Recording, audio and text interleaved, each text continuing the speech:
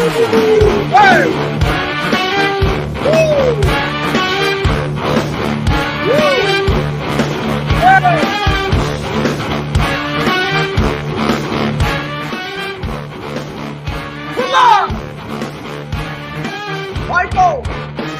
That's it! How are you doing, sir? Doing great, man. How are you? Great. Welcome to the 180 Way Show. I got it out right that time. See, I got it out right that time. Welcome to the show. How's everybody doing? Welcome to the last day of August. The last day of August. My name is Jack Sani, host of the show, wrapping up summertime. Mike D, you want to tell the people who you are? Mike Tanker, I'm the coach at Same Team Selling. We got a great model. My beautiful wife is an awesome trainer. She's been doing it for 20 years and former Dolphin cheerleader, 2 Super Bowls. She trains them up, and then I coach up the managers so that they're reinforcing what was trained during the week. And so excellent return on investment. Our methodology pays off for our clients. SameTeamSelling.com. Amen. Listen, I have to find a better intro. See, I got to find a better intro. That sounds so good, especially when it's Super Bowl and Dolphins, cheerleader, all that sounds good. So, amen. Some people, lonely Dolphin fans, are hoping for a rerun at some point of all that. So, listen, back to Florida, Jack. What's that? Yes. Welcome back to Florida. I am in northern Florida, made the 13-plus hour trip over 2 days from Houston, northern Houston, to northern Florida. I have 2 comments before we start the show. Very frustrating. One, all on driving. The left lane on the highway, I can't believe people don't know this, is for passing. The left lane is for passing. It's so funny when you watch people. The people that stay in the left lane and just are going slow, they're the most content people too. You go by, you spend 15 hours on the highway. They're just so happy. They're like, hey. And they're jamming up. It's not even that they're not going fast. They're jamming up all the normal. It's so frustrating. You just watch them. They're just in their own gleeful world. Those people, they're not. I'm in the group of upset people. You're like, get out of the left lane. I don't even drive in the left lane the whole time. But like, if you get a slow person in the left lane, forget it. The highway's jacked. I went Highway 10. I see the whole way from Houston here. It is a mess. People don't know. And then my other little pet peeve on the highway is the truckers. When the truckers want to pass another trucker, that also jams you up. You see it happen. When you see a hill ahead of you and, the truckers are going, the one guy's like, I'm not having this anymore. When they take up both lanes or all 3 lanes, you're finished. There's nowhere to go.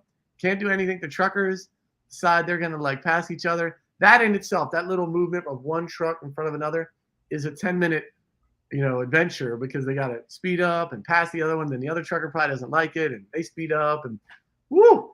If I saw that 20 times, the truckers and the people in the fast lane, very challenging. We're going to give out driving. Forget infrastructure bill from Biden. Let's do driving courses.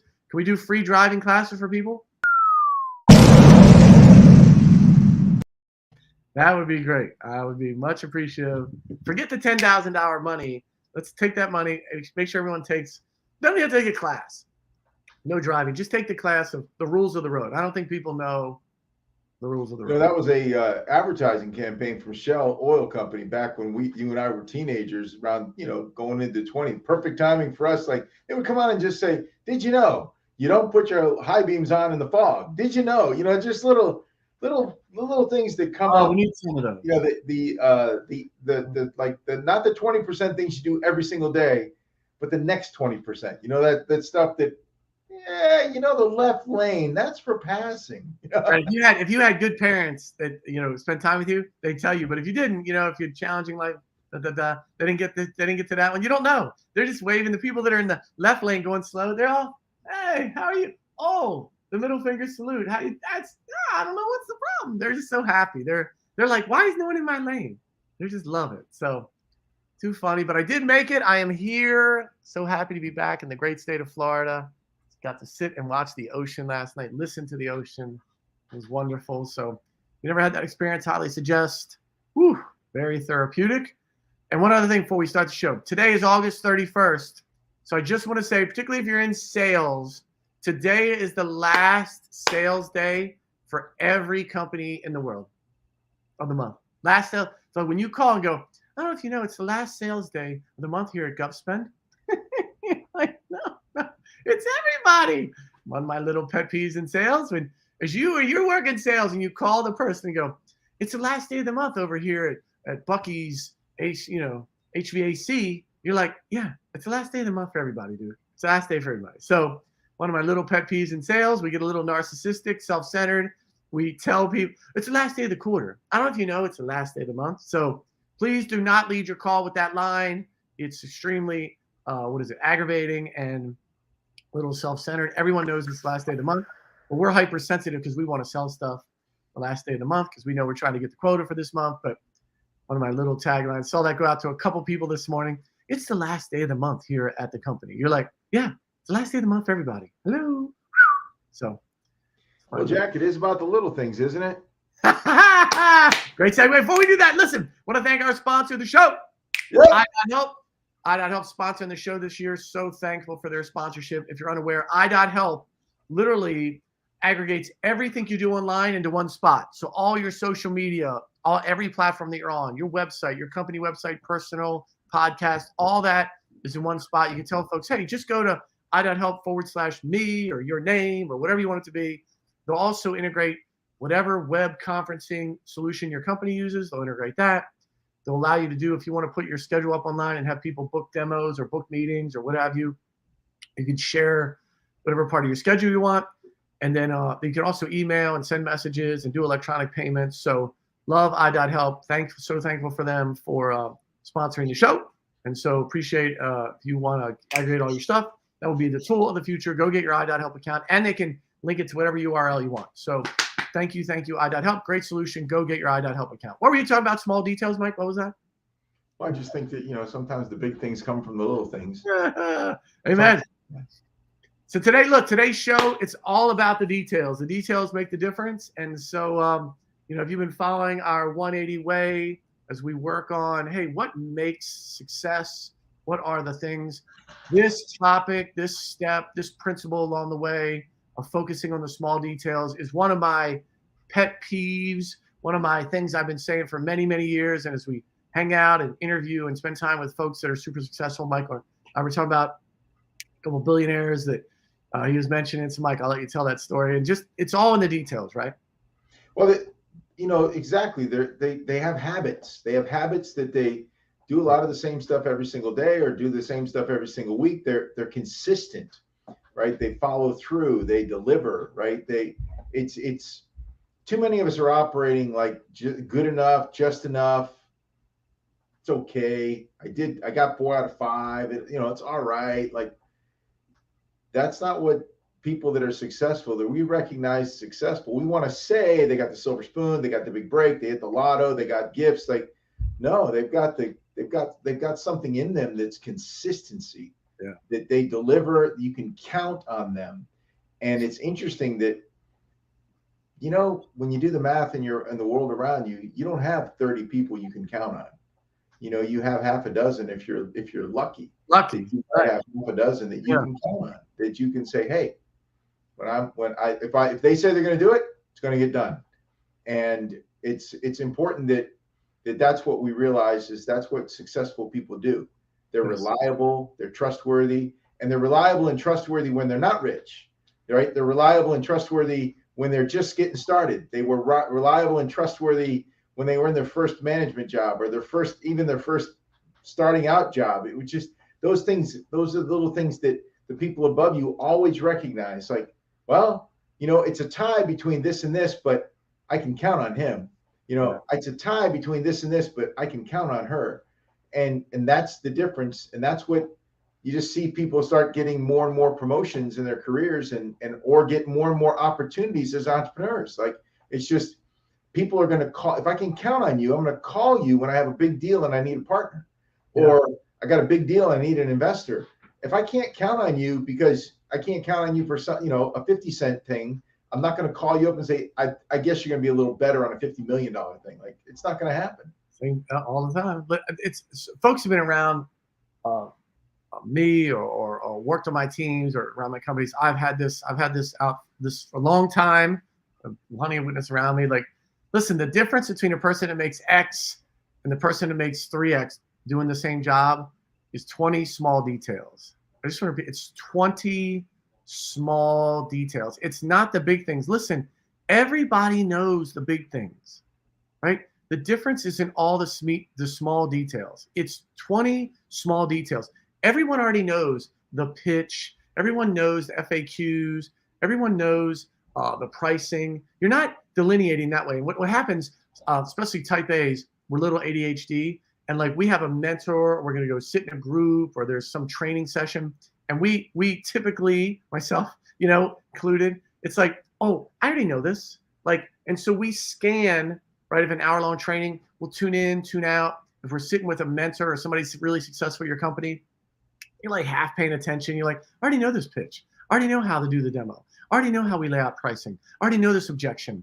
And what you're really missing, it literally is in the small details. It's not the answer. Everyone already knows the answer. It's probably in your sales manual. Everyone knows the pricing. Everyone knows how to walk through the demo. It's not that.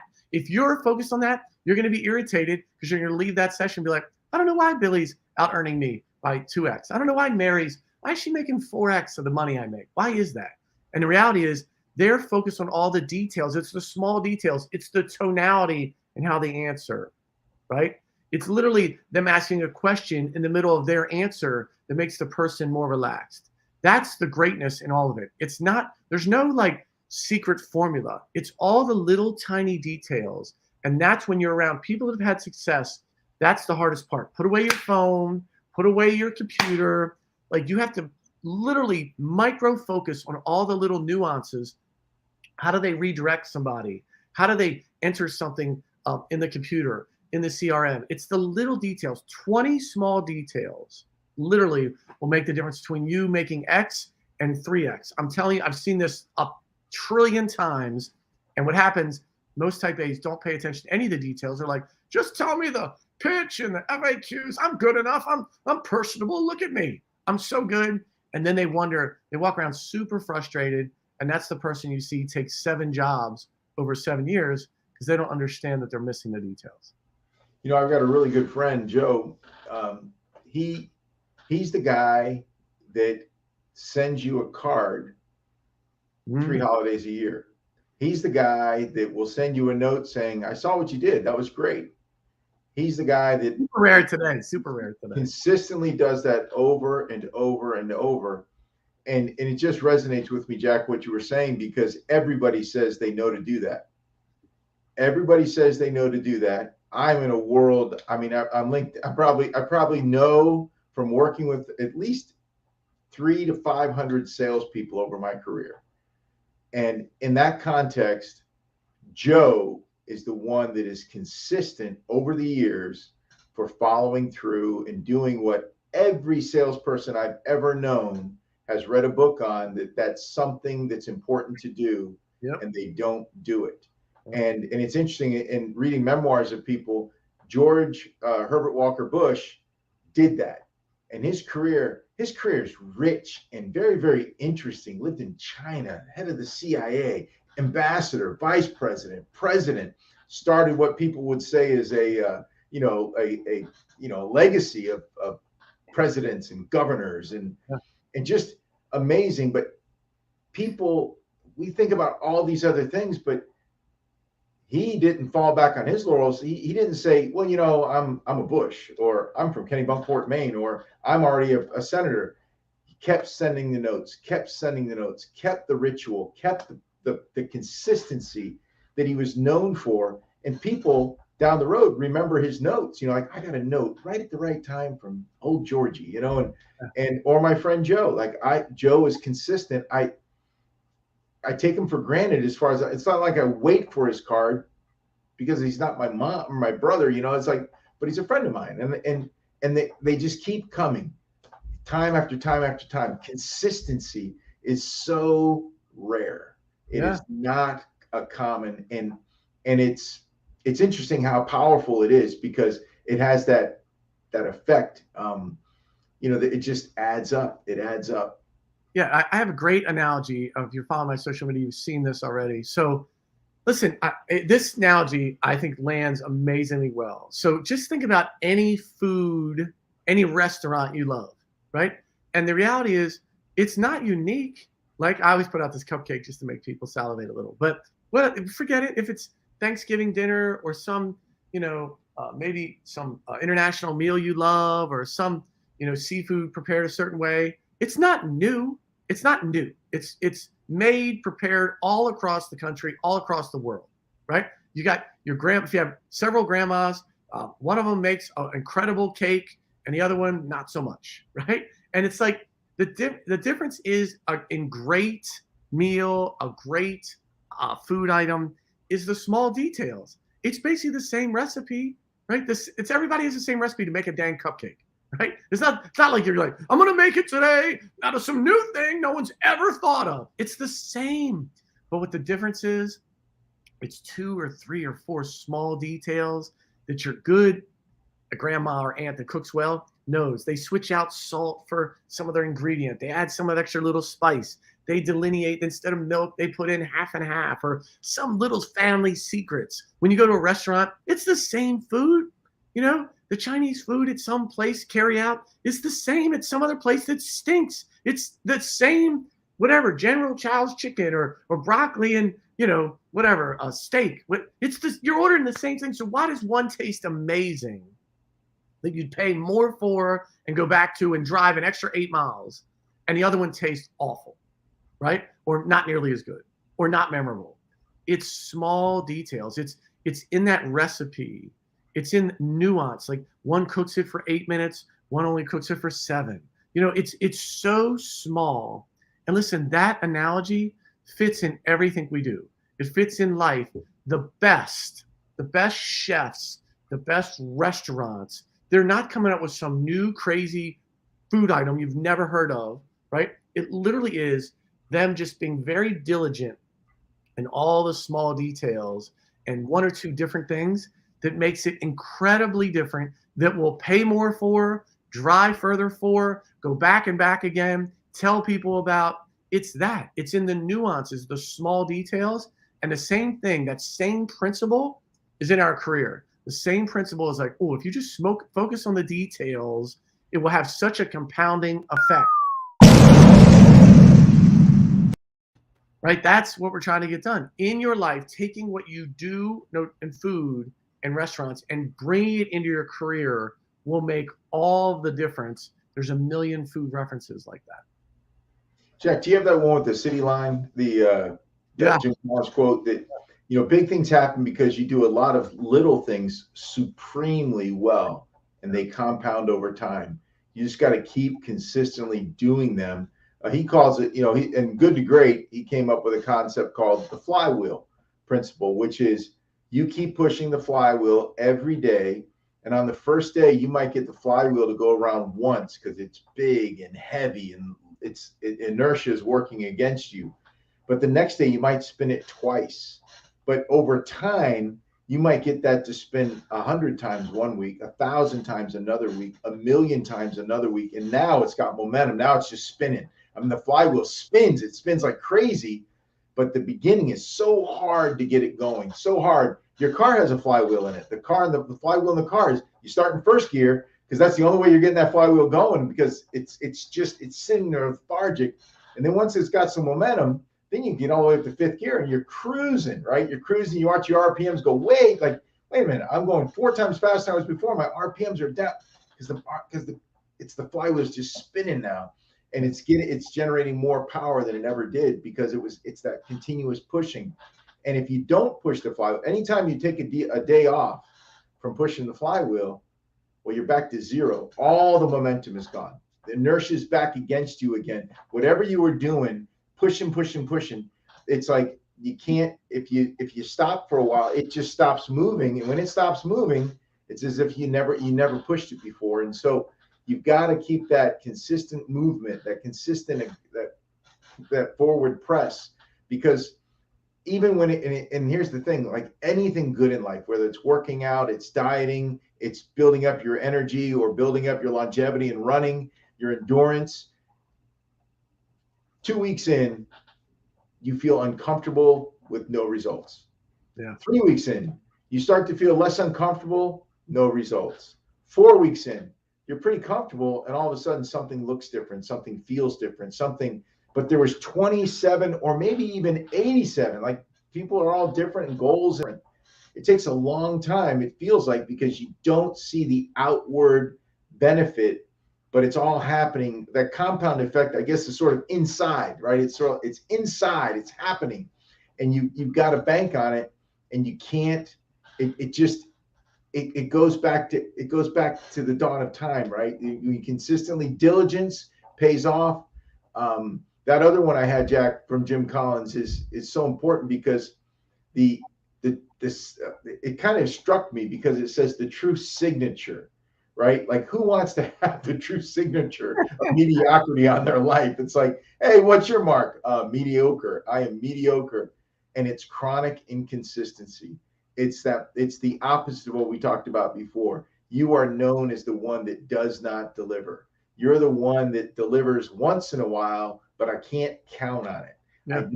It's a shot in the dark. It's a high and a low. Life with you is a roller coaster, and you're just going to get people around you are going to say, your results are mediocre, and if your results are mediocre in your role, you tend to start to feel mediocre, and that's not what we want for anybody.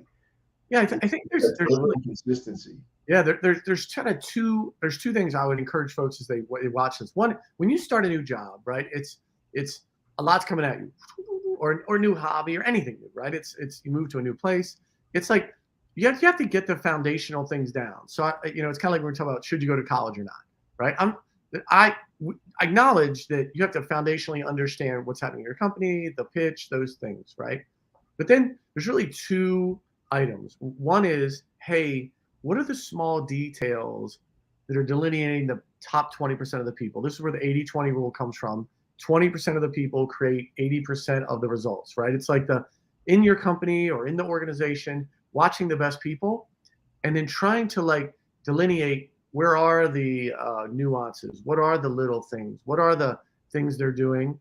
And then what Mike adds to it, it's like, hey, being able to replicate those, because doing it one time won't work, right? You go to the gym, once every other week. Only thing that'll do is make you sore, right? You're not going to move the needle enough. It'll be just enough to be painful. It's, can you consistently, the small detail when you're at the gym, oh, hey, when I'm done, I'm actually going to do a set of push-ups when I'm done. Can you replicate that constantly to get the flywheel effect, to get the inertia effect, right? It's not just doing the big things that everyone else is doing is not going to delineate you in the process. It's just not. You're going to be like, well, hey, everyone's doing that. Everyone has a car. Everyone's driving. Everyone shows up for work, right? Everyone's doing the whatever the basic minimum is. But if you're trying to self-actualize, get to the level of success, have peace when you put your head on the pillow, it is about the little nuances and then repeating those so that you create the success in your life. Other people will see it. You don't have to sound your own trumpet. They'll see it. And it happens like really, really quick. Whoop! And so it's so important that when you go somewhere new, get the foundational things out of the way. I got to do the basics, right? I'm not talking about that. I'm talking about how do you then move up a level to you boost your career, take things to the next level, self-actualize, make more money than you ever thought, have more time off than you ever thought, live in the house you never thought you'd have, find the spouse you thought you would never be able to find. It literally is all the small details in that process that make the difference. And people notice. They do. Yep, they do. And, as you're talking, Jack, I keep thinking about swinging a baseball bat or a softball bat, that almost everybody's done that. Everybody, can you swing a baseball bat? The answer is universally, yes, I can swing a baseball bat. However, the difference between, and then you think about the guy, I think of Altuve, the guy from the Houston Astros, that when he gets in the batter's box, he's got the rituals, but it doesn't matter whether it's the first inning and a game that doesn't matter, or it's the bottom of the ninth, the score's tied and it's 2 outs and they need a hit or they're going to lose the game. It's like he does the same thing. Yeah. It's going to be the same ritual over and over and over again, because what is he doing? This is how I hit the ball, right? This is how I get out of all the whatever's going on. It's like, no. If it's just a single with nobody on and we're down by 12 runs, this is how I get ready to hit the ball, right? Everybody's on the line. This really could be big. This is how I hit the ball. And it's that consistency that helps him be significantly better than most humans at hitting a baseball. Yeah. Right. And it's all in the it's not the ritual. People sometimes look on and go, oh, that's all superstition. Oh no, it's triggers, it's setting the mind, it's focusing, it's getting everything engaged so that for the next literally 3 seconds, I'm going to be engaged on the pitcher and the pitch. And then I'm going to step back and I'm going to go through it all again. And then I'm going to step in, I'm going to get totally engaged on the pitcher for 3 seconds. Right. And then it's these consistencies that we do that you keep doing it. And you know that these guys, almost all the pros do it. They have some ritual they do in the batter's box. They were yelled at a coach that they left 15 years ago, like, you're taking too much time in the batter's box. Well, coach, this is how Ken Griffey Jr. does it, so I'm doing, And so it's like they kind of had to block out some noise from an authority, right? And say, no. I'm going to consistently do what I've seen successful people do, whether you do it or not. Yeah, as a former baseball player, I'll tell you that the thing that shortened my baseball career was a curveball, and very similar. Like it's an optical illusion if you've played baseball, or I don't know if they throw a curveball in softball. I don't know, but like literally up till about high school, I was a better than average, humbly I'll say, baseball player. And then probably my sophomore year or junior year in high school, kid throws a curveball, looks like it's going to hit you in the head, and umpire called it a strike, and you're like, right? And so it's, again, practicing, like you said, everyone can stand there and swing a bat and really hit a pitch, depending on how fast it's thrown to them, fairly well. In every backyard, wiffle ball, softball, baseball, right? Then it's speed. So then you're like, oh, that's awfully fast. It's intimidating. So most people can actually get used to that. So then the best of the best in the world figured out, I can't just throw it fast. In fact, you'll watch Major League Baseball, any closer throws 100 miles an hour now. And then you watch some hitter take a 100 mile an hour pitch, which seems crazy, coming at 67 feet, and knock it 450 feet. And you're like, how could that even happen? Because it's so intimidating. But what they realized that baseball came a long time ago is the curveball or slider or whatever. It's an optical illusion. It looks like it's coming at your head, and it dips in. Now, as you're a batter, you got to prepare either for a 100 mile an hour fastball or a curveball that's going to look at your head. It's coming in 20 miles an hour slower. And that's how the best of the best got there. The pitcher's doing that. And the hitters train themselves. The whole point of all that. The hitters been able to train themselves to go, ooh, here's the details in baseball. Literally, a Major League Baseball player is looking for the spin of the ball out of the pitcher's hand. That's how he knows what pitch it is. A fastball that's going to stay straight, is super fast, spins differently than a curveball. And that is focused on the details. That literally is, as the pitch leaves the hand, the batter is trying to find that point where the ball leaves the pitcher's hands, trying to find out what spin is on the ball so that he knows, is this going to break down and be a strike? Oh my gosh, it's coming at my head. Is it going to hit me in the head at 100 miles an hour? And so that, I promise you, takes amazing discipline. For a pitcher throwing 100 miles an hour, you see it's going to be a curveball, and you're able to stand there and watch it break and still try to hit it. So that is a great example of, like, the details are, most people don't even know that. Most people are like, oh, the Major League, they just hit the ball. You're like, nope. They're literally the minutia details, and then consistency. You have to see that 1,000 times. It's about 10,000 to be able to recognize it in a way that makes you one of the best in the world, or even good enough to play in college, or at a high level. Like crazy. But it isn't a nuance. Everyone knows how to, as you said, everyone knows how to swing a bat, throw a ball, Can you do it at a inordinately high level? It's all based on the details and the consistency embedded in it. Well, I think that lends us towards whatever we do for a living, or whatever our goals are in life, or whatever we're aspiring to. Why are we watching the 180 Way? I'm aspiring to something, and I'm not there yet. And so as you aspire to something greater than where you are right now, it's in the details, right? And it's so important that you realize what got you here won't get you there. Yeah. Right.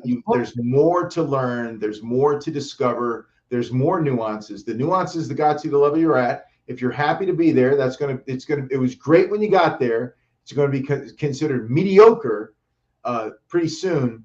And I heard another quote. I spent some time on the flywheel thing with Jim Collins. I was listening. Are you doing this? Are you doing that one?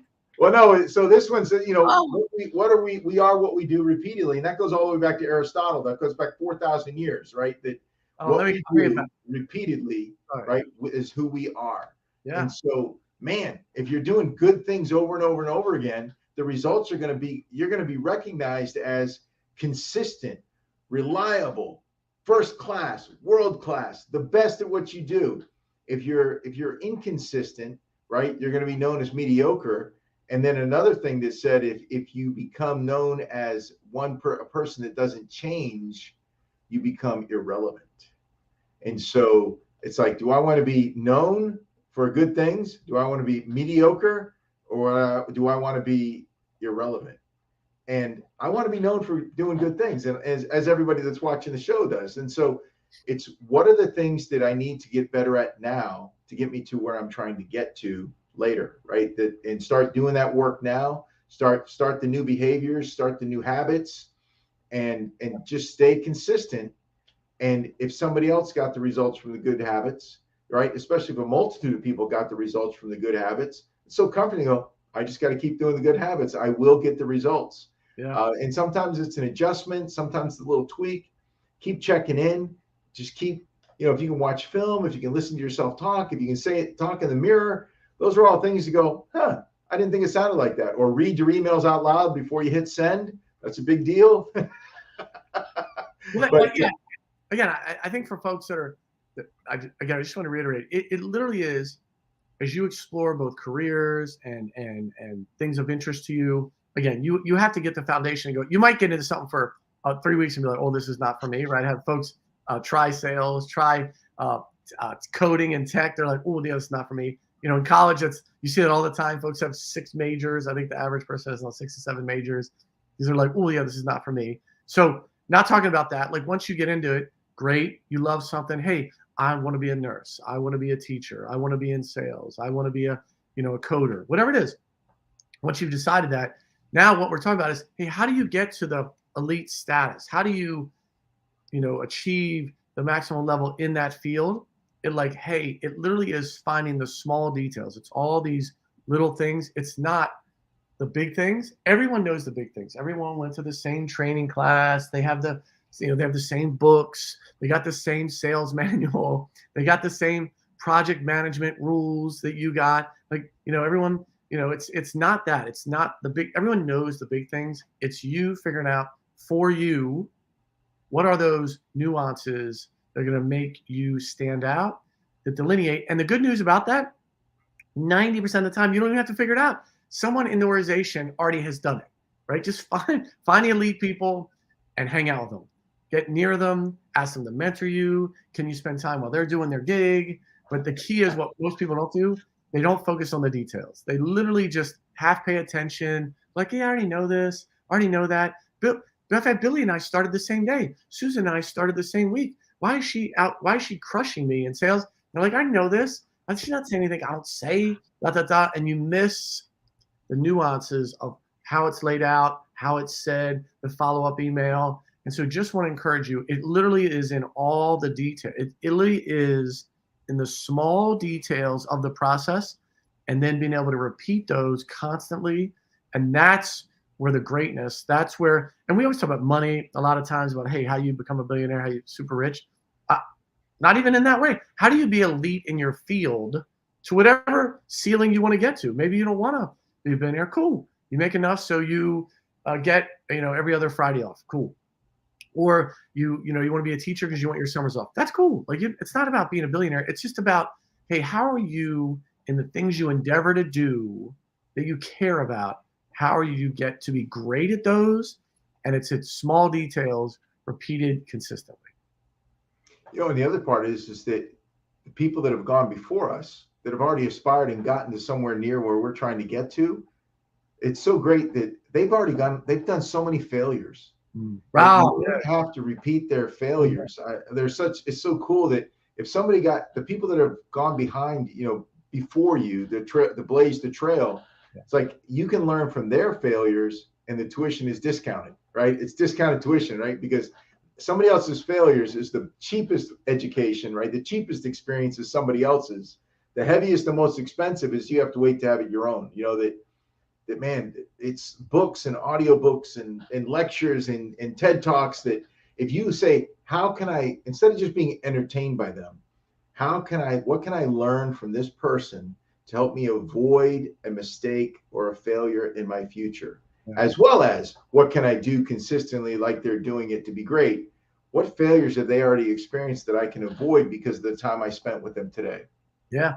Don't touch the stove. The stove is hot. The stove is hot. You know what I mean? As kids, you're like, don't touch the stove. And then 90% of the time we have to touch it anyway for ourselves. So that, that's tough way to learn, right? I agree. Somebody's already done it. Learn from their failures. You don't have to touch the stove.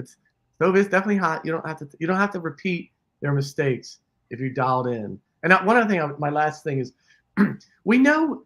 I just encourage you. We know when we're moved or around something unique or great. You feel it. You know what I mean? Like you go to a restaurant, you feel it. Whether it's the environment or the wait staff or the presentation of the food, or if you go hear a speaker, you could hear 6 speakers and one just sticks out. Whether it's their dress or their nuances, their tonality, their pause. And so just encourage you when you feel that, when you're like, that was really good. Like really analyze, why was that? What was different? What was unique about it? What stuck with you, right? That's and then applying those things in what you're doing, because that's how you move the needle. It's like, well, this was definitely different. Like here's one. We just joined, my wife and I joined Sam's Club. I think I told you this the other day, did I? Right? We go in, the lady, today in the service world, it's bad, right? We can't find enough people and everybody's understaffed and it's kind of, for a lot of reasons, not great, that experience. But the lady who signed us up was amazing. She's like, here's all the things you get for signing up. You can go online and you pick up it was on and on. And I was like, man, how long have you been at this? She goes, 6 months. I was like, listen, that was real. It was amazing. She was efficient and thorough. It was great. My wife and I are in Sam's Club for a little bit. Bought some stuff. The new thing they have, which I love, you scan your own stuff and you walk out. So you don't have to put it in the cart. You scan it yourself, walk out the door. You're all good. The lady that's helping us leave for the first time, she was a 10. She was a flight attendant. She could tell we were the first time. She grabbed our stuff. She goes, here, scan this. Here's a $10 off code. You're the first timer. Shipped us out the door. I mean, I walked out of Sam's Club. The whole thing was like an hour. I was like, what just happened? For the last 3 years since COVID, every customer service retail thing stunk. It was horrible. And it was amazing. And it just stuck with me. My wife and I talked about the whole way home, how unique it was, how different it was. And it was nothing amazing. It didn't give me $100 off. It wasn't about the price. It was just they were so diligent. And the lady was very descriptive in all the details. When I left, the lady was like, here's all your stuff, . It was just perfect. And it stuck, right? And now it's just one real world example just happened recently. It's just all in the little small details, being consistent. I was like, we both were like, you walked, if you had a camera when I walked out, you'd have thought I'd won $1 million. I was like, what just happened? And we paid. You had to pay a membership. It's like $50. I mean, I was at $400, right? But I was like, that was wonderful. That was the best. That was great. Never been so happy to spend $400 my whole life. So too funny. Well, Jack, you just reminded about through COVID, standards have changed or standards are shifting, right? Around so much of our life. And I've seen posts and things on LinkedIn that's asked the question so can I get away with wearing jeans and a jacket now as I go back out in the real world? It's like, why are you asking the question about how can I barely blend in with the crowd, or how can I stand out as somebody that somebody would really want to do business with? I mean, that's the reason you get dressed to go to work in the day is not to blend. I don't think you're watching the show if you're trying to blend in. If you're striving for mediocrity, tune out. You're watching the wrong show.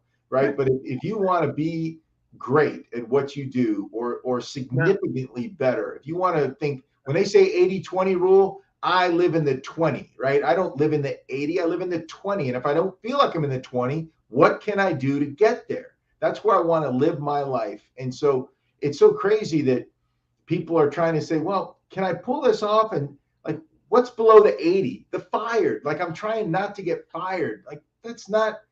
You want more value out of life, you got to give more value to life. And if you want to be recognized as great, you've got to do great. I literally went to Starbucks this morning, right? Just got into town, nothing set up here at my place.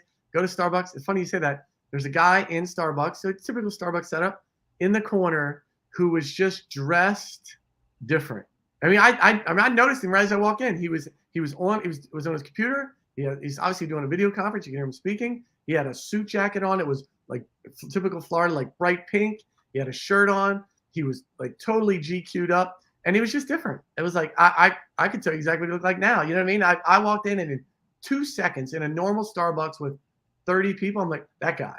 You know what I mean? And so those are all the nuances that we don't want to do. And this is not about you should dress up at your job, but it's like you have to pick the things that help, the nuances help you get to the next level, so that when it's done, you go, yep, I tried everything. I did it all, worked out great. Because what most people do, the reason there's midlife crises and half the people get divorced and people are in $100,000 debt, and America, the richest, most populous, amazing land of opportunity, most people are unhappy with their lives, is because they do everything kind of half-butt. They don't focus on the details. They're not consistent. They're like, how did this happen? We saw the previous show. Like no one, like all the superstars we know that get arrested at midnight, no one got dressed at 8 o'clock and went, tonight, I am going to get arrested. It's not how it works. It's just a small series of little things that go south. And this is the opposite. It's a small series of little things. If you do great and do them over and over, will make a huge difference and get you to the next level. And you'll be like, I didn't even do anything special. It's just all got done. So please, please, please let that foundationally sink into your soul. Yeah, it's interesting that my last comment has nothing to do with dress code, has everything to do with the mindset, right? The mindset is there a minimum I can get away with? Or the other mindset is there a new maximum I can achieve? And those are polarized ends of the spectrum. Yeah. If you're striving to find the new minimum you can get away with, get comfortable near the bottom, because that's where the minimum exists. Remember, if you want to try to push to a new maximum, well, you may even create a new top, right? But you're gonna live near the top. That's it. That's it. That's a 4-minute mile, right? Couldn't run a 4-minute mile. People thought it was genetically impossible years ago. No one could. If you run a 4-minute mile, you'll have a heart attack and die. That's what they literally thought. They're like, it's not human to run a 4-minute mile. You know, and see, I think soon Roger Bannister said, as soon as he did it, then everyone did it. You know, people did it consistently after that, and now a high school kid runs 4-minute miles. So literally, it's just how do you press the bounds to be great, and that's really what we're talking about. Take all the little details, do them consistently, and you set a new paradigm. That's a cool thought to end on. It's amazing. Hey, want to remind you, go get your I.Help account. Thank you for sponsoring the show. We appreciate I.Help. Go get your I.Help account, $5 a month. Go get your Starbucks coffee and get your I.Help account. You can afford an extra $60 in the year to aggregate all of your online stuff. Instead of saying to somebody, oh yeah, go over here. This is my social media post. And here's our website. And here's my podcast is over here. And here's how you reach me. Oh, I got to send you a file. It's not working. Here's another link. Just go put it all on I.Help. Amazing, amazing, amazing service. Appreciate them sponsoring the show. Everyone's going to have a I.Help account. You're going to be irritated when your I.Help account 3 years from now is of the great Jack Siney, because Jack Siney 473. Right, yeah. It's like, Bob789@yahoo.com or whatever it is. So go get your I.Help account. Amazing. Go do that. And I just want to leave folks, listen, we talk about the 180 way. Just encourage you, we're putting out these series of really 12 principles to be great at life, to do great things, to self-actualize. And really that's what we're really focused on. How do you achieve greatness in your life that we see. And a lot of times, to be honest, people don't put together all the pieces, and they're like, I don't know how to get there. Like I know I last thing I'll just say, I went to MBA school, went to a blessed enough to get into a decent program, and there's just some super wealthy families and people there, and I just watched for 2 years. I'm like, how does that happen? Like one of the guys was a CEO of AT&T, and another a big time education company. People are making big time money, had like $10 million golden parachutes. You're like, how does that happen? It's a kid from Maryland and nothing. I'm like, what?